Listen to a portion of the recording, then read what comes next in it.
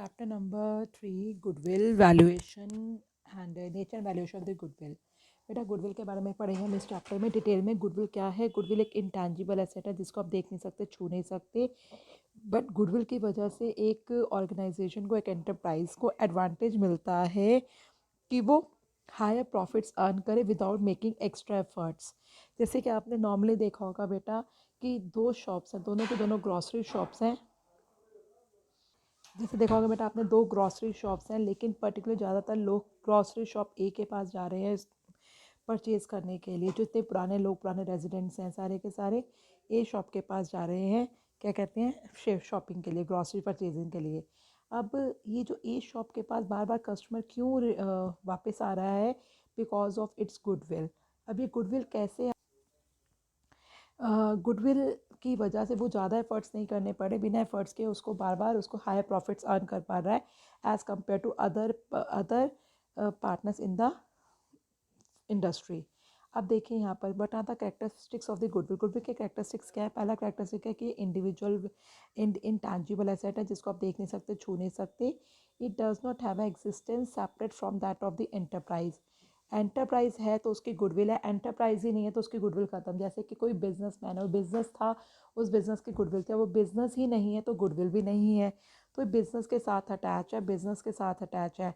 It helps in earning higher profits. Goodwill की वजह से हम हायर प्रॉफिट अर्न कर पाते हैं। ये एक अट्रैक्टिव फोर्स है, ये अट्रैक्टिव फोर्स है जिसकी वजह से बार बार कस्टमर एक पर्टिकुलर प्लेस पर जाता है बिजनेस के लिए। It comes into existence. ये क्यों आती है गुडविल? आती क्यों है गुडविल? क्रिएट क्यों होती है? ये क्रिएट होती है लोकेशनल। अभी मैं कुछ पढ़ाऊँगी आपको नेक्स्ट, अभी टॉपिक में पढ़ाती हूँ जिसके अंदर क्या क्या फैक्टर्स हैं जिसकी वजह से गुडविल क्रिएट होती है। उसके बाद गुडविल हमेशा, जैसे हमें गुडविल की वैल्यू निकालनी है, गुडविल की वैल्यू एक सब्जेक्टिव फैक्टर है। मैं किस मेथड से गुडविल कैलकुलेट कर रही हूँ, दूसरा पर्सन किस मेथड से कैलकुलेट कर रहा है, तो गुडविल एक सब्जेक्टिव मैटर है। हर पर्सनल बायसनेस पे डिपेंड करती है, हर पर्सनल व्यू इसमें डिपेंड करते हैं। तो हर पर्सन की जो गुडविल की असेसमेंट है वो डिफरेंट हो सकती है। In the context of partnership, partnership के कंटेक्स्ट में अगर देखा जाए तो गुडविल, जब एक पार्टनर अपना प्रॉफिट का हिस्सा सेक्रीफाइस कर रहा है दूसरे पार्टनर में, तो ये बेसिकली ये है कि एक पार्टनर अपना प्रॉफिट शेयर दूसरे पार्टनर को सेक्रीफाइस कर रहा है तो वो अपने गुडविल उसको दे रहा है। ठीक है, अभी हम पार्टनरशिप पढ़ रहे हैं तो पार्टनरशिप के बारे में ही बात करेंगे। अब ये नेचर ऑफ गुडविल, ये बहुत इंपॉर्टेंट है। अकाउंटिंग स्टैंडर्ड 26, ये भी आपको पता होना चाहिए। अकाउंटिंग स्टैंडर्ड 26 कहता है कि हम गुडविल को बैलेंस शीट में तब तक नहीं लिख सकते जब तक हमने गुडविल के लिए कोई पैसा नहीं पे किया हो।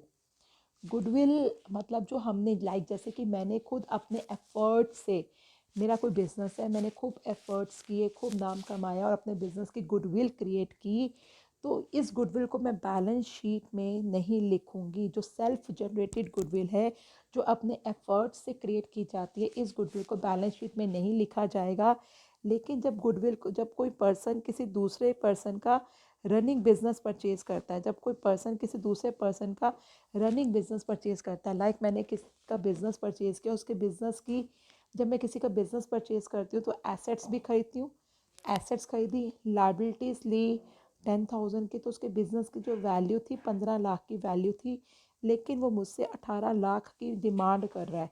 3 लाख मुझसे एक्स्ट्रा डिमांड कर रहा है। 3 लाख जो एक्स्ट्रा डिमांड कर रहा है वो गुडविल की डिमांड कर रहा है। मैंने जब बिज़नेस खरीदा उसकी वैल्यू 15 लाख थी, लेकिन मैंने उसको 18 लाख पे किए, 3 लाख एक्स्ट्रा पे किए। जो 3 लाख एक्स्ट्रा पे किए, 3 लाख वो गुडविल का पे किया। तो ये मेरी परचेज गुडविल है। अब मैं जब बैलेंस शीट बनाऊंगी तो इस गुडविल को बैलेंस शीट में लिखूंगी।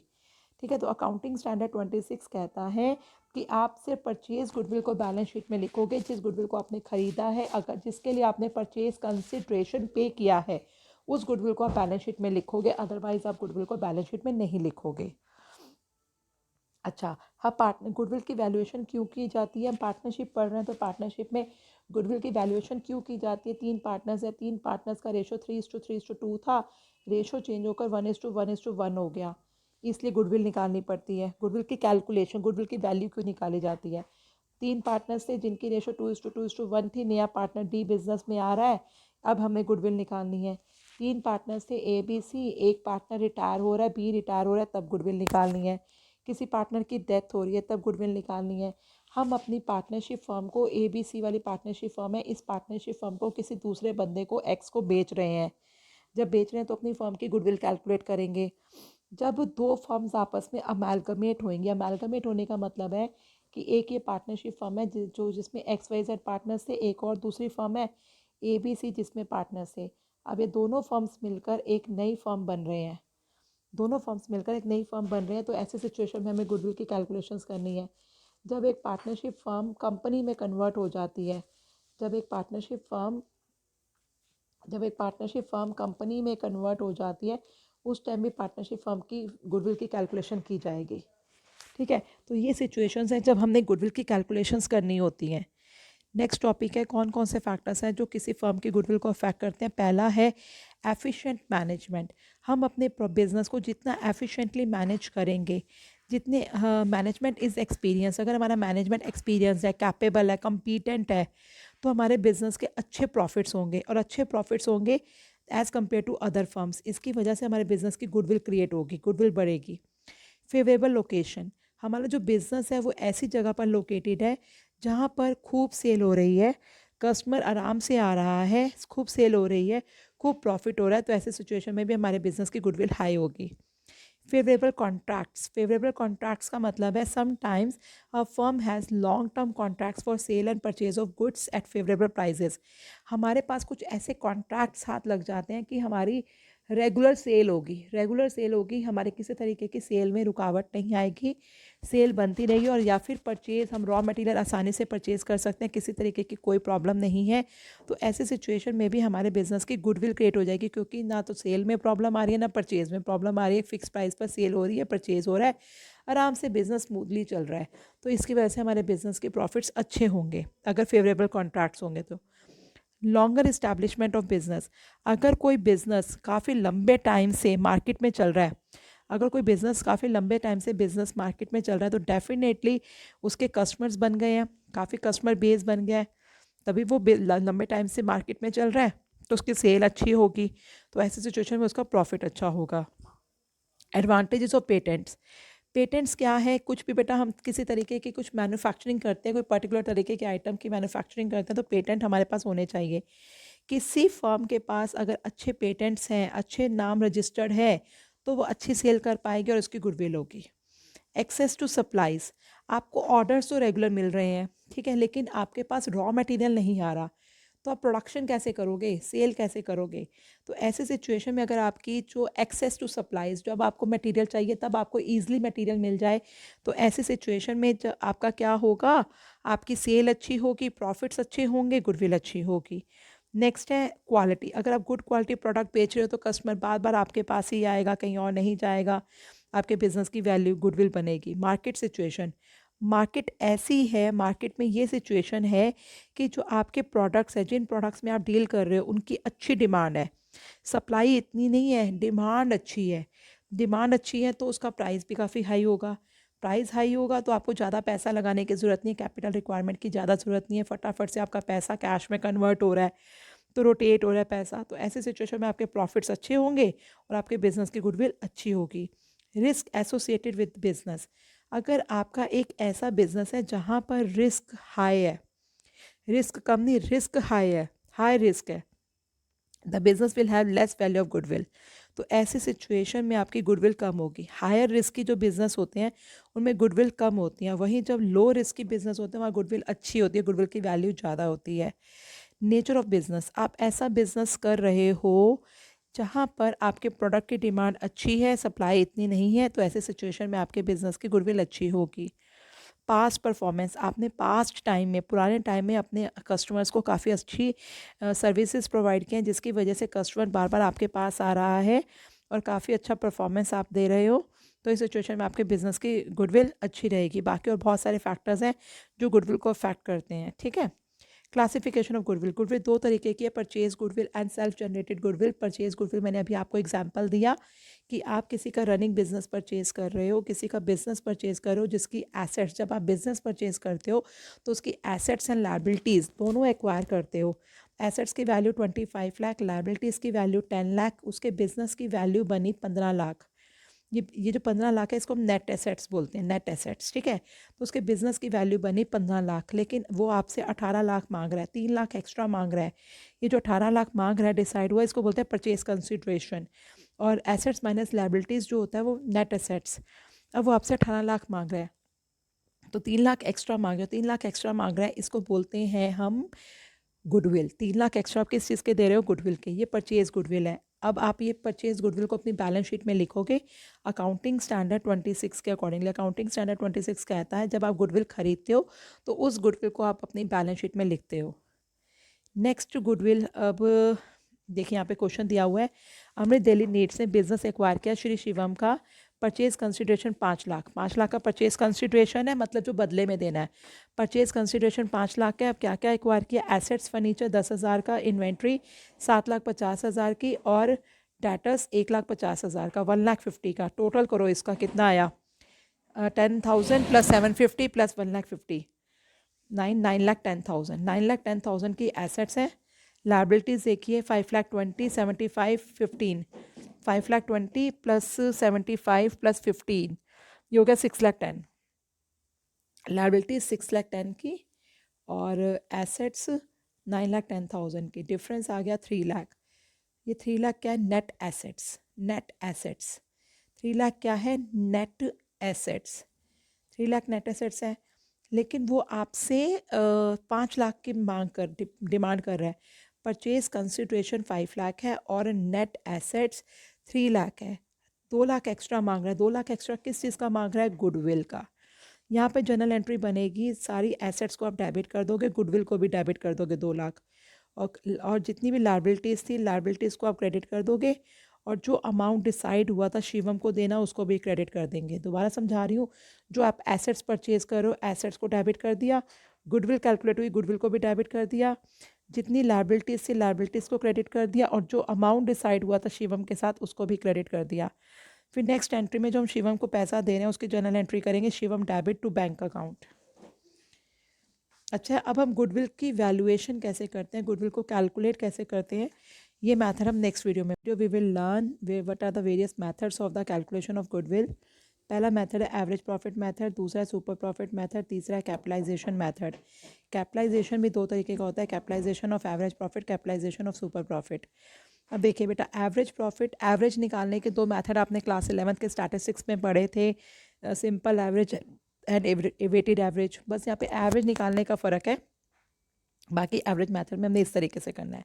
अब देखिए हमने एवरेज मेथड में गुडविल कैसे निकालनी है। सबसे पहले बेटा आपने फर्स्ट स्टेप होता है कि आप अपने बिजनेस प्रॉफिट्स को नॉर्मलाइज करना है। अपने बिजनेस प्रॉफिट्स को नॉर्मलाइज करना सबसे पहला स्टेप।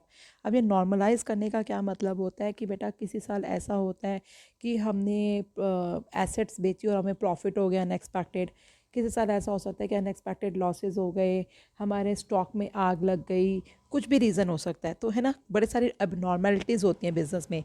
इन सारी एबनॉर्मेलिटीज़ को रिमूव करके हमने अपने बिजनेस प्रॉफिट्स को नॉर्मलाइज करना है। तो मैं आपको कुछ सिचुएशंस बता रही हूँ, अगर ऐसी सिचुएशन आएगी तो इनको प्लस करना है, और ऐसी सिचुएशंस आएंगी तो इनको माइनस करना है। किन चीज़ों को प्लस करना है, किन चीज़ों को माइनस करना है, ये सब करके आप अपने बिजनेस प्रॉफिट्स को नॉर्मलाइज मतलब हर तरीके की एबनॉर्मेलिटीज़ को रिमूव करना है, ठीक है।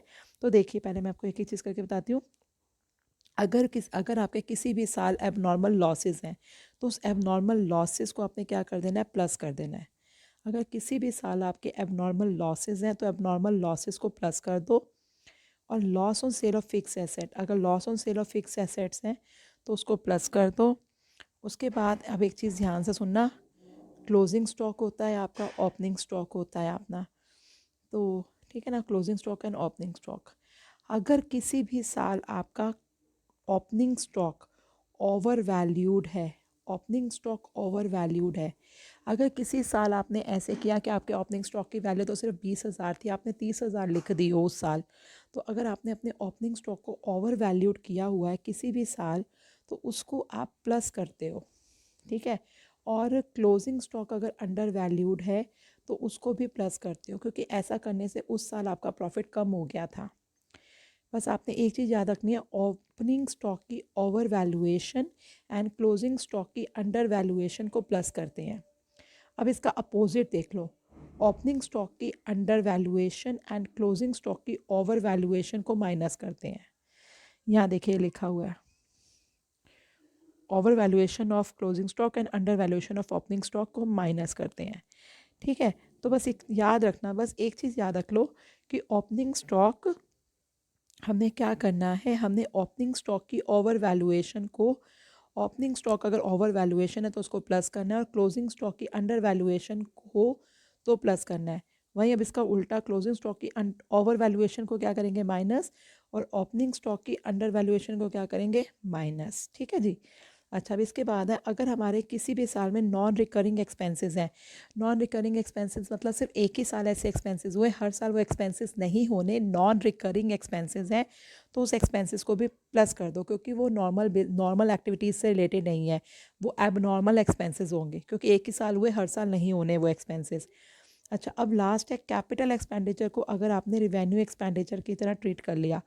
कैपिटल एक्सपेंडिचर्स क्या होते हैं, जैसे देखिए बेटा, आपने साइकिल खरीदी, साइकिल खरीदी, वो आपकी एसेट है, आपने उसको ट्रैवलिंग एक्सपेंस की तरह ट्रीट कर लिया, रिवेन्यू एक्सपेंडिचर मान लिया। कैपिटल एक्सपेंडिचर, कोई एसेट खरीदी, उसको आपने रिवेन्यू एक्सपेंडिचर मान लिया, तो उसको प्लस करो, वो रिवेन्यू एक्सपेंडिचर नहीं है, वो आपकी एसेट क्रिएट हुई है। जैसे देखिए बेटा, आपने बिल्डिंग था, बिल्डिंग में आपने एक शेड बनवाया, उससे बिल्डिंग की वैल्यू बढ़ी है ना, वो तो बिल्डिंग की वैल्यू में प्लस होना चाहिए था, आपने क्या किया, आपने उसको रिपेयरिंग की तरह ट्रीट किया, रिवेन्यू एक्सपेंडिचर मान लिया। अगर कभी भी आपके रिवेन्यू कैपिटल एक्सपेंडिचर हो रहे हो जिसकी वजह से आपकी एसेट क्रिएट हो रही हो, एसेट की वैल्यू बढ़ रही हो, और आप जैसे आपकी मशीन थी, आपने मशीन में कुछ ऐड करवाया, आपने अपनी मशीन की में कोई पार्ट ऐड करवाया जिससे उस मशीन की कैपेसिटी बढ़ गई, ठीक है ना, तो अगर ऐसा कुछ हुआ है तो आपको मशीन की कॉस्ट में ऐड करना चाहिए। आपने क्या किया, उसको रिपेयरिंग में ट्रीट कर लिया। तो ये सब चीज़ें, ये अगर आपने कैपिटल एक्सपेंडिचर को रिवेन्यू एक्सपेंडिचर मान लिया है तो उसको प्लस करो। अब किन आइटम्स को बेटा हम माइनस करते हैं वो देख लेते हैं। एबनॉर्मल लॉसेस को प्लस करते हैं तो एबनॉर्मल गेंस को माइनस करेंगे, profit on sale of fix assets को माइनस करेंगे, over valuation of opening stock, under valuation of, over valuation of closing stock, under valuation of opening stock को minus करेंगे, समझा चुकी हूँ। जैसे नॉन रिकरिंग एक्सपेंसेस को प्लस करते हैं तो नॉन रिकरिंग इनकम्स को माइनस करेंगे, कुछ ऐसी इनकम्स जो हर साल नहीं होनी, अनएक्सपेक्टेड इनकम्स हो गई, लाइक मैंने इंश्योरेंस का कोई क्लेम मेरे को रिसीव हो गया, वो हर साल तो नहीं मिलेगा ना, तो इंश्योरेंस क्लेम रिसीव, वो अनएक्सपेक्टेड नॉन रिकरिंग इनकम है। Income from the non trade investment, कुछ ऐसी इन्वेस्टमेंट जो नॉन ट्रेडिंग इन्वेस्टमेंट्स है, ट्रेडिंग इन्वेस्टमेंट नहीं है, नॉन ट्रेडिंग इन्वेस्टमेंट है, वहाँ से इनकम हो रही है मुझे, उसको माइनस करेंगे। पार्टनर रेम्यूनरेशन माइनस करेंगे, कोई भी फ्यूचर एक्सपेंसेस है जिसको हमने माइनस नहीं किया उसको माइनस करेंगे। देखिए, सबसे पहला स्टेप क्या होता है, ये सब स्टेप सबसे बड़ा स्टेप है, बाकी तो बिल्कुल पॉइंट बहुत सिंपल स्टेप्स हैं। सबसे पहले हमें अपने बिजनेस, अगर कभी भी हमारे बिजनेस में किसी भी साल किसी भी तरीके की ये जो एबनॉर्मलिटीज़ दी हैं, ये अगर कोई एबनॉर्मलिटीज़ हुई हैं तो इनको प्लस माइनस करके अपने बिजनेस प्रॉफिट्स को नॉर्मलाइज कर लो। उसके बाद अब इसका एवरेज प्रॉफिट निकालो, अगर 5 साल का एवरेज निकालना है तो 5 साल के प्रॉफिट को प्लस करके 5 से डिवाइड करो, 4 साल का एवरेज निकालना है तो 4 साल के प्रॉफिट्स को प्लस करके 4 से डिवाइड करो, 3 साल का एवरेज निकालना है तो 3 साल के प्रॉफिट को प्लस करके 3 से डिवाइड करो। उसके बाद हमने क्या करना है, नंबर ऑफ़ ईयर्स परचेज देखने हैं क्या है। नंबर्स ऑफ़ ईयर्स परचेज क्या होता है, ये आपको क्वेश्चन में दिया होगा, आपको सोचने की ज़रूरत नहीं है। नंबर ऑफ़ ईयर्स परचेज का मतलब होता है कि कितने जो आप प्रॉफिट कमा रहे हो, ये प्रॉफिट आगे आने वाले कितने सालों तक और कमाओगे। नंबर ऑफ़ ईयर्स परचेज ये आपको क्वेश्चन में दिया होगा। नेक्स्ट स्टेप होगा, आपने गुडविल निकालने के लिए एवरेज प्रॉफिट को नंबर ऑफ़ ईयर्स परचेज से मल्टीप्लाई कर देना है। अब देखिए इस क्वेश्चन में क्या है, हरि कृष्ण पार्टनर्स है, रेशो 2:1 है, शाम को बिजनेस में एडमिट किया 1/5 शेयर के लिए। इस पर्पज़ के लिए गुडविल की कैलकुलेशंस करनी है, 3 ईयर्स परचेज और 4 ईयर्स ऑफ एवरेज प्रॉफिट्स। हमने एवरेज प्रॉफिट निकालना है 4 साल का, उसको 3 से मल्टीप्लाई करना है। नंबर ऑफ़ ईयर्स परचेज 3 है और एवरेज निकालना है 5 ईयर्स का, तो 5 साल के प्रॉफिट्स दिए हैं हमें। नीचे दिया हुआ है 2014-15 में, 2014-15 में हमने 10,000 के अब लॉसेज हुए थे हमारे।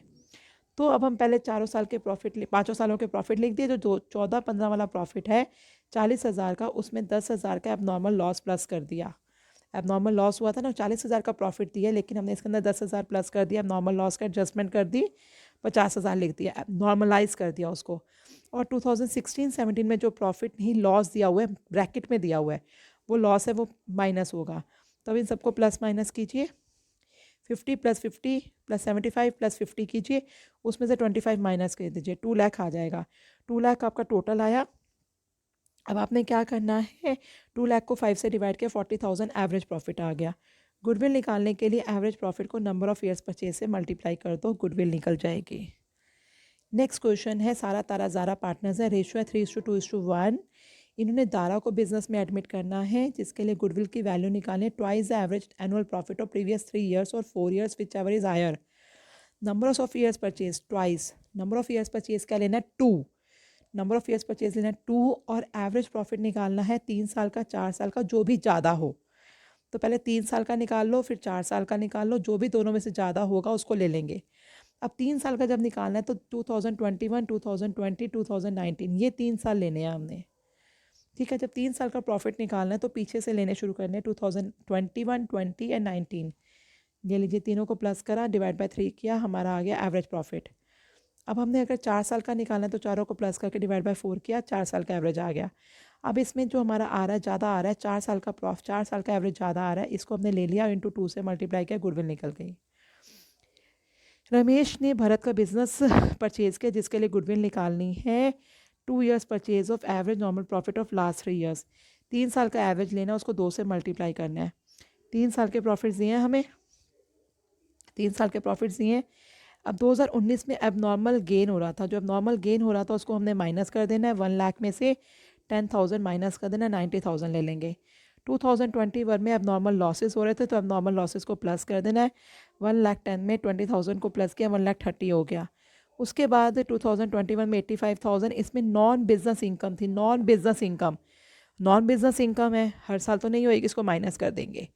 तो अब हमारा क्या हुआ, तीनों सालों के प्रॉफिट को प्लस किया, 3 लाख, 3 लाख को 3 से डिवाइड किया, 1 लाख, 1 लाख आ गया हमारा एवरेज प्रॉफिट। गुडविल निकालने के लिए हम एवरेज प्रॉफिट को नंबर ऑफ ईयर्स परचेज से मल्टीप्लाई कर देंगे, जो कि 2 दिए हुए हैं। नेक्स्ट क्वेश्चन देखिए, सिमरन ने बिजनेस परचेज किया अनीता का, गुडविल की कैलकुलेशन करनी है, 3 years purchase of average normal profit of 4 years. 4 साल के प्रॉफिट के एवरेज को 3 से मल्टीप्लाई करना है। 4 साल के प्रॉफिट दिए हैं हमें। अब नीचे देखिए एडजस्टमेंट्स दी हुई हैं। ड्यूरिंग द ईयर 2018, 31 मार्च 2018 में एक एसेट को हमने प्रॉफिट पर बेचा था 10,000 के, तो 18 वाला जो है 90,000 का जो दिया प्रॉफिट, इसमें से प्रॉफिट था ना, profit on sale of asset, इसको माइनस करेंगे 10,000 को, तो 2018 में 90 में से 10 गया, 80 आ जाएगा। उसके बाद ड्यूरिंग द ईयर 31 मार्च 2019 एक machine got destroyed in accident, accident में एक मशीन हमारी ख़राब हो गई, ये एबनॉर्मल लॉस है, एबनॉर्मल लॉस को हम प्लस करेंगे, तो 1,60,000 + 30, 1,90,000। फिर 2020 में क्या हुआ, firms assets were not insured due to oversight, insurance premium being 10,000, it is a regular expense incurred every year. एक रेगुलर एक्सपेंस था इंश्योरेंस का, जो हमने पे किया था लेकिन उसको हमने रिकॉर्ड नहीं किया इंश्योरेंस का, तो वो एक्सपेंस माइनस करो, 1,80,000 माइनस 10,000, 1,70,000। अब 2021 में कुछ नहीं हो रहा, चारों खूब सालों के प्रॉफिट्स जो आए हैं, नॉर्मल प्रॉफिट्स आए, उनको प्लस करो, डिवाइड बाय 4 कर दो, आपका एवरेज प्रॉफिट आ जाएगा।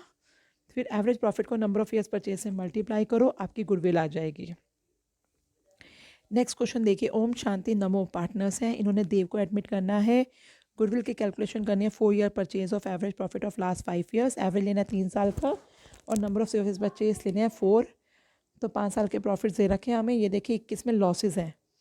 1 अप्रैल 2020 को, ध्यान से सुनना, 1 अप्रैल 2020 को हमने 5 साइकिल खरीदी थी, 5 साइकिल, 20,000 वर परचेज्ड, और यहाँ पे ईच नहीं लिखा, ईच नहीं लिखा, तो 5 साइकिल्स 20,000 की थी, पाँचों की पाँचों साइकिल मिलाकर 20,000 की थी। जो साइकिल्स है ये हमारी एसेट्स है, इसको हमने ट्रैवलिंग एक्सपेंस की तरह ट्रीट कर लिया, गलती कर ली, ट्रैवलिंग एक्सपेंस की तरह ट्रीट कर लिया। अब ने इसको एसेट्स बनाना था, एसेट्स नहीं बनाया, ट्रैवलिंग एक्सपेंस बना लिया। बेटा अगर एसेट्स बनाते तो उसमें डेप्रिसिएशन भी लगाते हैं, डेप्रिसिएशन हमने लगाया ही नहीं, है ना, हमने 2 गलतियाँ की हैं। पहले तो इसको ट्रैवलिंग एक्सपेंस मान लिया, जो कि कैपिटल एक्सपेंडिचर था, इसको ट्रैवलिंग एक्सपेंस मान लिया, इसको प्लस कर दो। दूसरी चीज़, इसके ऊपर डेप्रिसिएशन नहीं लगाया, तो डेप्रिसिएशन लगा के डेप्रिसिएशन माइनस कर दो। ये खरीदी कब है, हमने 20,000 की साइकिल खरीदी हमने 1 अप्रैल 2020 को, 1 अप्रैल 2020 को। ये कौन से अकाउंटिंग ईयर में आ रहा है, ये वाले अकाउंटिंग ईयर में आ रहा है। 1 अप्रैल 2020 को खरीदी है ना, तो 31 मार्च 2021 ये वाले अकाउंटिंग ईयर में आ रहा होगा। 1 अप्रैल 20 से लेकर 31 मार्च 2021 तक। अब देखिए हमने क्या करना है, उस साल 1,20,000 का जो वैसे ये लॉस था, इसको मैं समझाती हूँ, ये वैसे ही लॉस था, 1,20,000 था। अब 20,000 मेरे को इसमें प्लस करना है, क्योंकि वो कैपिटल एक्सपेंडिचर था, मैंने इसको रिवेन्यू एक्सपेंडिचर माना हुआ है। जब कैपिटल एक्सपेंडिचर को रिवेन्यू एक्सपेंडिचर मानती हूँ तो उसको प्लस करके ठीक करती हूँ, प्लस माइनस माइनस साइन बड़ी डिजिट का। तो बड़ी डिजिट यहाँ पे क्या है, 1,20,000, बड़ा नंबर का, बड़ा नंबर क्या है 1,20,000, उसका साइन आ जाएगा माइनस का। अब चलो ट्रैवलिंग एक्सपेंस को कैपिटल एक्सपेंडिचर मान लिया, प्लस कर दिया। अब इसके ऊपर डेप्रिसिएशन लगाना है, जो मैंने नहीं लगाया होगा क्योंकि इसके एसेट्स तो माना ही नहीं। तो 20,000 का 25% दैट इज़ 5,000, तो 5,000 माइनस करूँगी। अब माइनस माइनस को क्या करते हैं हम, प्लस करते हैं, लेकिन साइन माइनस का लिखते हैं। माइनस माइनस को प्लस करते हैं लेकिन साइन माइनस का लिखते हैं, तो 1,05,000 आ जाएगा माइनस में लॉस। ठीक है, इस साल का। अब देखें यहाँ पर हमने बाकी चारों सालों के प्रॉफिट्स लिखे और 2021 में 1,05,000 का लॉस लिखा। अब सबको प्लस किया, 30 + 70 1 लाख, 1 लाख + 1 लाख 2 लाख, 2 लाख + 1,40,000 3,40,000, 3,40,000 में से 1,05,000 माइनस हुआ क्योंकि माइनस में है, 2,35,000 आ गया। 2,35,000 आया, 5 साल का प्रॉफिट। 2,35,000 को 5 से डिवाइड किया, 47,000 एवरेज आ गया। अब एवरेज को 4 से मल्टीप्लाई किया, नंबर ऑफ ईयर्स परचेज आ जाएगा हमारा। ठीक है, बस इस तरीके के क्वेश्चंस आप देखो। क्लियर, इस तरीके के क्वेश्चंस देखो। वेटेड एवरेज भी एक क्वेश्चन बता देती हूँ। वेटेड एवरेज क्या होता है? वेटेड एवरेज में बेटा आपको वेट्स दिए होंगे, आपको प्रॉफिट्स दिए हैं, आपको वेट्स दिए हैं।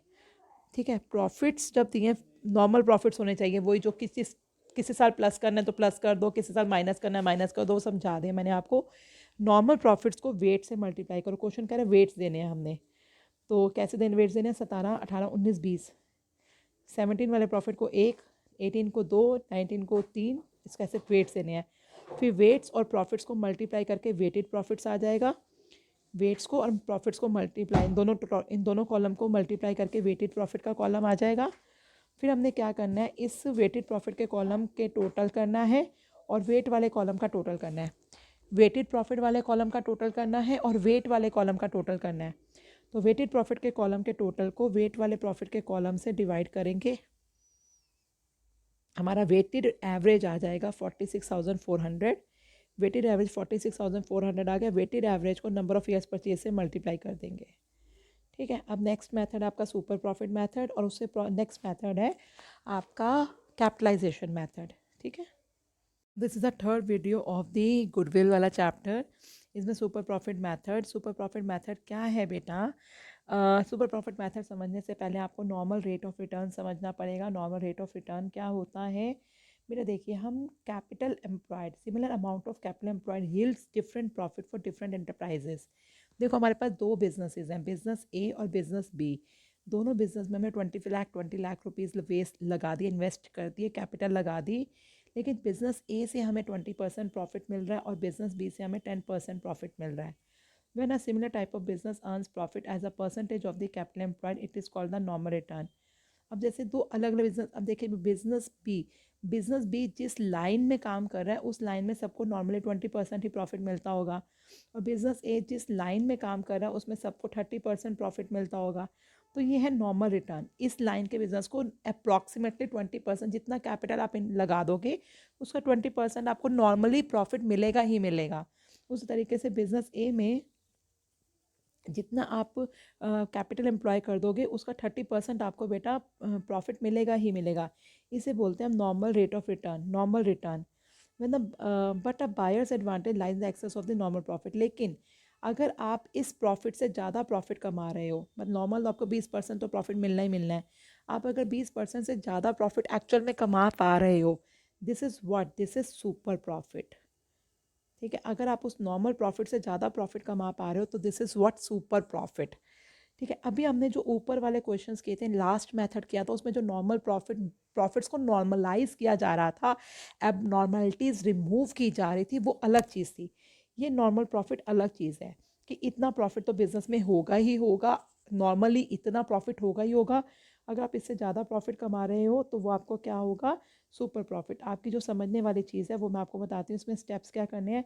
सबसे पहले आपके पास एवरेज कैपिटल एम्प्लॉयड होनी चाहिए। एवरेज कैपिटल एम्प्लॉयड का मतलब है opening capital plus closing capital divide by 2। अगर ज़रूरी नहीं, अगर आपके पास क्वेश्चन में सिर्फ एक ही कैपिटल दी है, ओपनिंग और क्लोजिंग दोनों कैपिटल नहीं दी, तो आप एक ही जो कैपिटल दिया उसी को एवरेज कैपिटल मान लो। उसके बाद अपने बिजनेस प्रॉफिट्स को एडजस्ट करना है। मैंने आपको अभी सिखाया है बिजनेस प्रॉफिट्स को एडजस्ट करना। अगर अब नॉर्मल लॉस है उसको प्लस कर दो, अब नॉर्मल गेन है उसको माइनस कर दो, ये सारी चीज़ें करनी सिखाई है ना। तो अपने बिजनेस प्रॉफिट्स को नॉर्मलाइज कर दो। उसके बाद नॉर्मल प्रॉफिट निकालो। नॉर्मल प्रॉफिट निकालने का मतलब है जितनी आपकी कैपिटल एम्प्लॉयड है, कैपिटल एम्प्लॉयड कितना पैसा बिजनेस में इन्वेस्ट किया into normal rate of return in divide by 100। उसके बाद आपने आपके जो ये average profit, adjusted business profit, जो आपने स्टेप 2 में एवरेज प्रॉफिट निकाला है, स्टेप 2 में जो एवरेज प्रॉफिट निकाला और नॉर्मल प्रॉफिट को माइनस करो, आप कितना एक्स्ट्रा प्रॉफिट कमा पा रहे हो। This is what super profit. आप सुपर प्रॉफिट को नंबर ऑफ ईयर्स परचेज से मल्टीप्लाई करो, आपकी गुडविल आ जाएगी।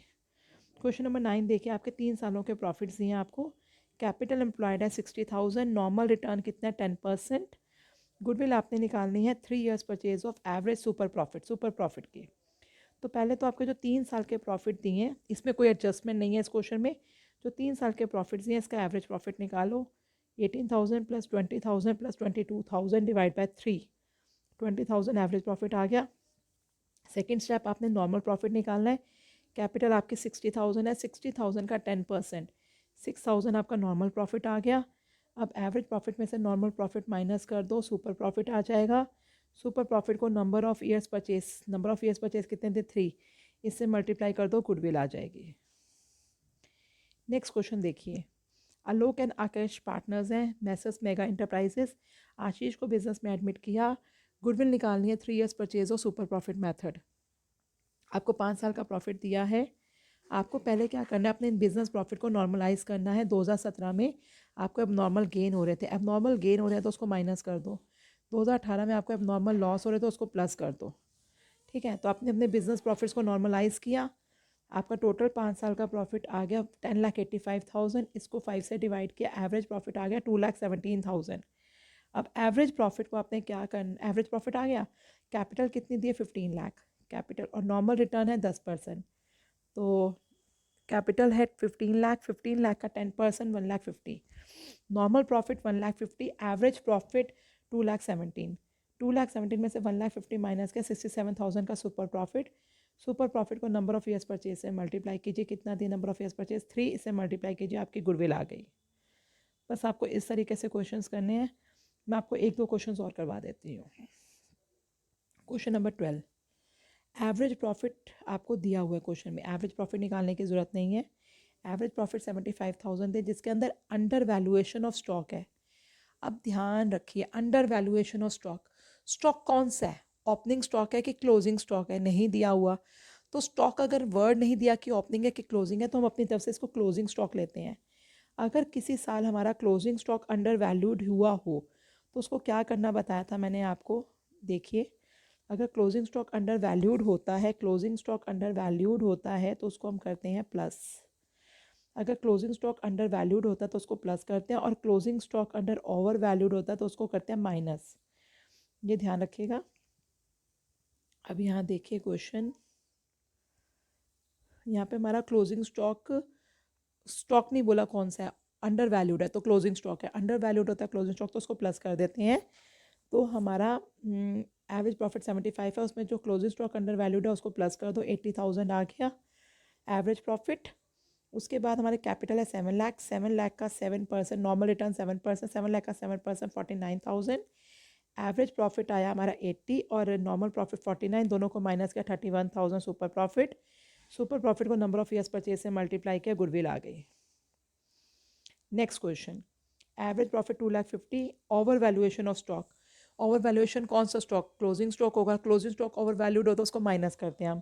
तो 2,50,000 में से 10,000 माइनस करो, एवरेज प्रॉफिट आ गया हमारा 2,40,000।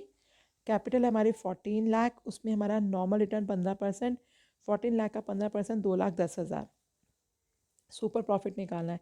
सुपर प्रॉफिट निकालने के लिए एवरेज प्रॉफिट में से नॉर्मल प्रॉफिट को माइनस कर दो। सुपर प्रॉफिट आ गया। अब गुडविल निकालने के लिए सुपर प्रॉफिट को नंबर ऑफ ईयर्स परचेज से मल्टीप्लाई कर दो। सुपर प्रॉफिट को नंबर ऑफ ईयर्स परचेज से मल्टीप्लाई कर दो। आई थिंक क्वेश्चन क्लियर है आपको। यहाँ पर क्वेश्चन देखिए, एक फर्म की एसेट्स हैं 3 लाख जिसके अंदर कैश इंक्लूड है। एसेट्स के अंदर तो कैश इंक्लूड होता ही है, ये आपको सिर्फ कंफ्यूज करने के लिए लाइन दी हुई है। एसेट्स हैं 3 लाख जिसके अंदर कैश इंक्लूड है। कैपिटल्स हैं, पार्टनर कैपिटल्स हैं 2 लाख, रिजर्व बाकी का रिजर्व है। अगर आप बैलेंस शीट देखो तो एसेट्स 3 लाख, ठीक है, कैपिटल्स हैं 2 लाख, बाकी का वो बोल रहा है बाकी का 1 लाख क्या है, रिजर्व्स। रिजर्व्स भी बेटा कैपिटल का ही हिस्सा होता है। Reserves are also part of the capitals. या लायबिलिटी के बारे में कुछ नहीं बोला हुआ, उन्होंने बोला बाकी का रेस्ट जो है वो सारी रिजर्व्स हैं। तो हमारा यहाँ पे कैपिटल एम्प्लॉयड 3 लाख है, 2 lakh plus 1 lakh 3 lakh. Normal rate of return 10%, तो 3 लाख का 10% 30,000 आ गया। 30,000 आ गया नॉर्मल प्रॉफिट। गुडविल की हमने कैलकुलेशंस कर रखी है, गुडविल की कैलकुलेशन कर रखी है at 2 lakh at 4 years purchase of super profit. जो गुडविल की कैलकुलेशन की थी वो गुडविल 2 लाख निकली थी। गुडविल निकली कैसे थी, सुपर प्रॉफिट को 4 से मल्टीप्लाई करके। देखिए गुडविल को हमने गुडविल कैसे निकाली थी, 2 लाख, सुपर प्रॉफिट को नंबर ऑफ ईयर्स परचेज से मल्टीप्लाई करके, तो 2 लाख निकली। 2 लाख सुपर प्रॉफिट इंटू 4, ये 4 डिनोमिनेटर में चला गया, 2 लाख को 4 से डिवाइड किया, 50,000 सुपर प्रॉफिट आ गया। अब हमारा नॉर्मल प्रॉफिट हमने कैसे निकाला, 3 लाख है कैपिटल एम्प्लॉयड, 3 लाख का 10% 30,000। फॉर्मूला क्या होता है, super profit is equals to average profit minus normal profit. तो सुपर प्रॉफिट हमारा 50,000 is equals to average profit निकालना है, माइनस नॉर्मल प्रॉफिट है 30,000। इस 30,000 को हम इधर लेकर आएंगे, 80,000 हो गया। एवरेज प्रॉफिट हो गया हमारा 80,000। ठीक है जी, I think the question is clear to everyone. बस इस लेवल के क्वेश्चंस करो। अब नेक्स्ट वीडियो में मैं आपको कैपिटलाइजेशन मेथड समझा देती हूँ। This is a video for of the goodwill. इस वीडियो के अंदर हम कैपिटलाइजेशन मेथड सीखेंगे। कैपिटलाइजेशन 2 तरीके से होता है, capitalisation of average profit, capitalisation of super profit. Capitalisation of average profit का मतलब है, पहले देखिए बेटा, हमारी कैपिटल है 30 लाख, ठीक है, बिजनेस की कैपिटल 30 लाख है। हमारे बिजनेस का नॉर्मल रेट ऑफ रिटर्न पिछले वीडियो में बताया क्या होता है। नॉर्मल रिटर्न हमारा 10% है, नॉर्मल रिटर्न 10% है ही है। 30 लाख का 10% 3 लाख होगा, नॉर्मल प्रॉफिट है ना। 30 लाख कैपिटल है, नॉर्मल प्रॉफिट नॉर्मल रेट 10% है, 30 लाख का 10% 3 लाख नॉर्मल प्रॉफिट होगा। अब हमने क्या करना है, यहाँ पे सुपर प्रॉफिट मेथड, उस मेथड से नहीं चलना हमने। देखो यहाँ पे स्टेप देखो क्या है, यहाँ पे आप एवरेज प्रॉफिट कमा रहे हो 5 लाख, 5 लाख का एवरेज प्रॉफिट कमा रहे हो, ठीक है। नॉर्मल प्रॉफिट बन रहा है 3 लाख, 5 लाख का एवरेज प्रॉफिट कमा रहे हो। तो सबसे पहला स्टेप हम क्या करते हैं कैपिटलाइजेशन मेथड में, 5 लाख को into 100 divide by normal rate, तो 5 lakh into 100 divide by normal rate, 5 lakh into 100, normal rate था 10, कितना आ गया 50 लाख। तो आपके बिजनेस की वैल्यू तो 50 लाख हो गई। इसे बोलेंगे हम capitalised value of the firm. ये जो 50 लाख निकला इसको बोलेंगे capitalised value of the firm. आपके बिजनेस की कैपिटलाइज वैल्यू 50 लाख है, लेकिन आपके बिजनेस में कैपिटल कितनी है, 30 लाख। 50 लाख आपके बिजनेस की कैपिटलाइज वैल्यू है, और आपके बिजनेस की कैपिटल भी बोल सकते हैं इसको, नेट एसेट्स भी बोल सकते हैं। ये जो 30 लाख है ना, ये नेट एसेट्स भी हैं। ये 30 लाख कैसे आया, assets minus liabilities, assets minus liabilities तो कैपिटल ही होता है।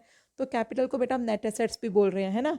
आपके बिजनेस की वैल्यू है 50 लाख, कैपिटलाइज वैल्यू कितनी है बिजनेस की, 50 लाख, और नेट एसेट्स है 30 लाख। 20 लाख क्या है, गुडविल के।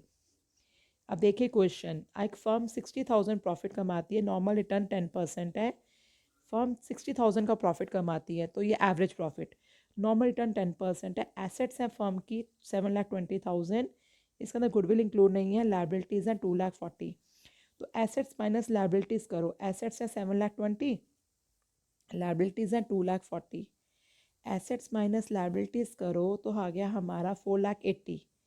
नेट एसेट्स, इसको नेट एसेट्स भी बोलते हैं और इसको कैपिटल भी बोलेंगे।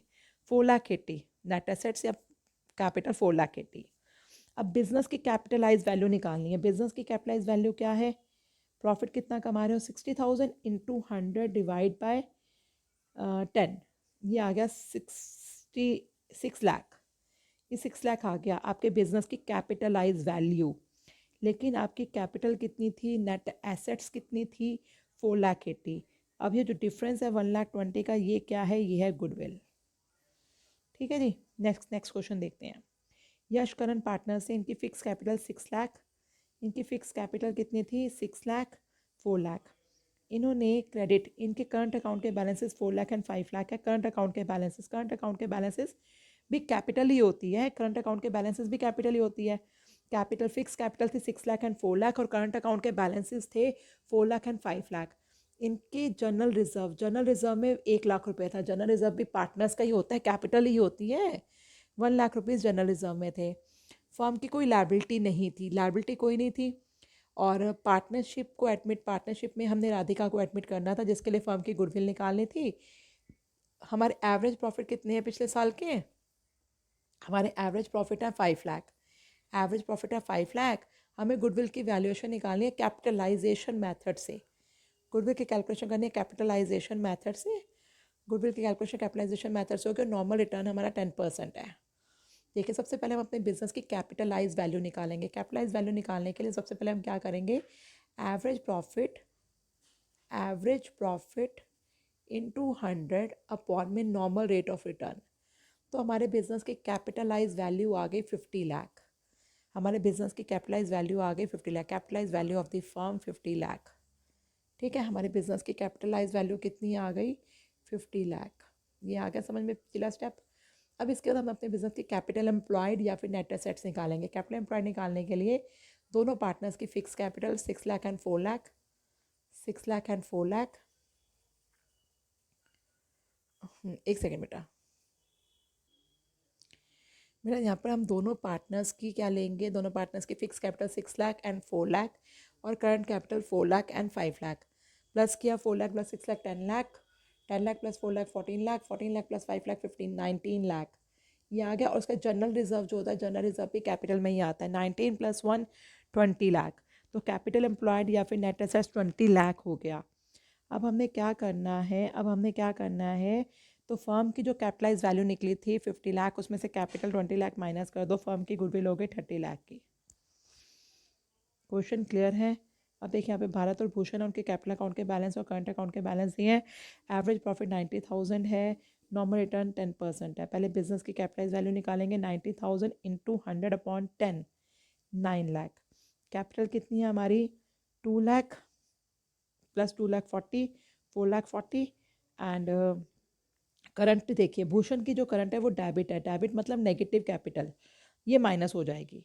तो जब हम कैपिटल एम्प्लॉय निकालेंगे 2 lakh, 2 lakh, 2 lakh plus 2,40,000 plus 50 minus 10, तो कैपिटल एम्प्लॉयड आगे 4,80,000। अब हमारी गुडविल कैसे निकलेगी? हमारे कैपिटलाइज वैल्यू में से हमने क्या करना है? कैपिटलाइज वैल्यू में से बेटा हमने जो हमारा कैपिटल एम्प्लॉय निकला 4,80,000 माइनस कर दो, गुडविल आ गई। अब हमारा आता है नेक्स्ट मेथड होता है super profit, capitalisation of super profit. Capitalisation of super profit method में, जैसे अभी मैंने आपको पिछले मेथड में सुपर प्रॉफिट निकालना सिखाया था, सुपर प्रॉफिट उसी तरीके से निकलेगा। सुपर प्रॉफिट हम कैसे निकालते थे? हम एवरेज प्रॉफिट निकालते थे, हम नॉर्मल प्रॉफिट निकालते थे, दोनों को माइनस करते थे और सुपर प्रॉफिट आ जाता था। एवरेज प्रॉफिट में से नॉर्मल प्रॉफिट माइनस करते तो सुपर प्रॉफिट आ जाता था। अब सुपर प्रॉफिट को फिर हमने क्या करना है? यहाँ पर into 100 divide by normal rate of return कर देना है। सुपर प्रॉफिट को कैपिटलाइज कर देना है। ठीक है, तो क्वेश्चन देखिए क्या है। हमारा एवरेज प्रॉफिट है 1,50,000 और हमारी एसेट्स है 14 लाख, लाइबिलिटीज़ हैं 4 लाख। सबसे पहला काम क्या करेंगे? Average profit 1,50,000। नॉर्मल प्रॉफिट निकालना है। नॉर्मल प्रॉफिट निकालने के लिए कैपिटल चाहिए होती है। कैपिटल कैसे निकलती है? Assets minus liabilities. 14 minus 4, 10 lakh की हमारी कैपिटल आ गई। और नॉर्मल प्रॉफिट निकालना है 10 लाख का 10%, 1 लाख। अब हमारे पास नॉर्मल प्रॉफिट हो गया। ठीक है, नॉर्मल प्रॉफिट हो गया, एवरेज प्रॉफिट हो गया। एवरेज प्रॉफिट में से नॉर्मल प्रॉफिट माइनस कर दो, सुपर प्रॉफिट आ जाएगा। सुपर प्रॉफिट को कैपिटलाइज करना है तो हमें क्या करना है? Super profit into 100 divide by NR normal return. Super profit है 50,000 इंटू 100 अपॉन में 10, 5 लाख। 5 लाख हो गया हमारा गुडविल। ठीक है जी। नेक्स्ट क्वेश्चन देखिए, ये क्वेश्चन अब बेटा ठीक है, क्वेश्चन देखिए नेक्स्ट वाला। हमारे एवरेज प्रॉफिट 1 लाख है, रेट ऑफ रिटर्न 10% है, गुडविल निकालें सुपर प्रॉफिट और सुपर प्रॉफिट मेथड से, कैपिटलाइजेशन वाले सुपर प्रॉफिट मेथड से, और सुपर प्रॉफिट को नंबर ऑफ ईयर्स परचेज से मल्टीप्लाई करके नॉर्मल वाले सुपर प्रॉफिट मेथड से। दोनों अलग अलग मेथड से निकालनी है हमने। कैसे निकालनी है? अगर हमारे पास एसेट्स हैं 10 लाख और लाइबिलिटीज़ है हमारी 1,80,000। सबसे पहला काम सुपर प्रॉफिट तो निकालो। सुपर प्रॉफिट निकालने के लिए क्या क्या चाहिए? एवरेज प्रॉफिट और नॉर्मल प्रॉफिट। एवरेज प्रॉफिट तो हमारे पास है 1 लाख। नॉर्मल प्रॉफिट कैसे निकलता है? कैपिटल को नॉर्मल रेट ऑफ रिटर्न से multiply divide by 12 divide by 100। तो पहले हमारी कैपिटल कहाँ है? कैपिटल निकालने के लिए assets minus liabilities. Assets 10 lakh, 10 lakh minus 1,80,000, तो हमारी कैपिटल आ गई बेटा यहाँ पर 8,20,000। कैपिटल 8,20,000 आ गई। 8,20,000 का 10% 82,000। 8,20,000 का 10% 82,000, ये आ गया normal profit. Average profit 1 lakh, normal profit 82, average minus normal किया, सुपर प्रॉफिट 18,000, सुपर प्रॉफिट निकल गया। अब हमने करना है सुपर प्रॉफिट को कैपिटलाइज, दूसरा करना है सुपर प्रॉफिट को नंबर ऑफ ईयर्स परचेज से मल्टीप्लाई। पहले सुपर प्रॉफिट को कैपिटलाइज करते हैं। सुपर प्रॉफिट को जब हम कैपिटलाइज करेंगे तो 18,000 इंटू 100 डिवाइड बाय 10 करेंगे। कैपिटलाइजेशन और सुपर प्रॉफिट मेथड से गुडविल की वैल्यू निकल रही है 1,80,000। दूसरे वाले सुपर प्रॉफिट मेथड से गुडविल की वैल्यू निकल रही है 18,000 into 3 number of years purchase 54। दोनों मेथड से गुडविल की वैल्यू अलग अलग निकलती है। ठीक है जी। I think it's clear, it's all clear.